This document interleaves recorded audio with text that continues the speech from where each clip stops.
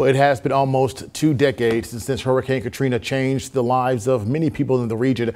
A man now living in Starkville says he may never have gotten where he is today without the storm.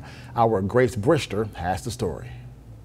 19 years ago, Paul Picard was in British Columbia working while a storm was forming near his home and family in Liberty, Mississippi, which is close to Baton Rouge. In the early stages of Katrina, it didn't seem like it was going to have the impact that it did. Got up the Saturday before Katrina, and CNN was on, and saw this massive white cloud in the Gulf, and saw the track moving to the west, and realized that this hurricane was going to be coming right up where we were. As he saw Katrina forming, he knew he had to do anything to get home to his wife and 3 children. I felt a real urge to get home just as quick as I could, and it didn't look like I had much time. While in Canada, he got to a Cessna 180 float plane with a plan to get him to Seattle, but more issues came about. The pilot got out and said, "We're not going anywhere." A cap had come off on one of his oil reserves, and it had blown oil on the inside, all over the inside of that plane.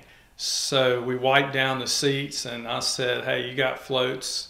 Start heading to Seattle. If something happens, you can land anywhere." From Seattle, he got a flight to Dallas and then to Baton Rouge as they were preparing to shut down the airport and brace for Katrina. At that time, sunny day, you wouldn't know anything was going to happen. That was one of the things I'll never forget, is wondering, hey, did I just waste all this time and money getting here, because it just didn't look that bad. But the hurricane rolled through, knocking out power and tearing down trees. Nobody was coming to rescue you. Busloads of people were coming to the town to get out of the worst of it with limited supplies and resources. But it was then that he saw the power of community. Everybody was just working together.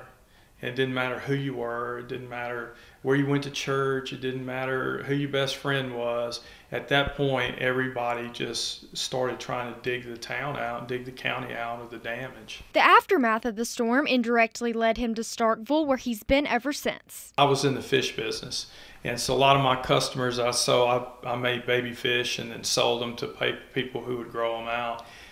Their farms were ruined, and it would take a long time for them to recover. So the business just never really recovered from the lick that we took. It was over down there, and we looked at what we wanted to do for the rest of our lives. And I'd been to school here in the late 80s and finished up here, and we just said, hey, let's come to Starkville. And so we moved back, and we've been here ever since. Picard says they've been able to build a community in the Golden Triangle. I would say we started a new life, a new profession, a new career, something totally different than what I was doing. This is really has become home for us. Telling your story in Starkville, Grace Brister, WCBI News.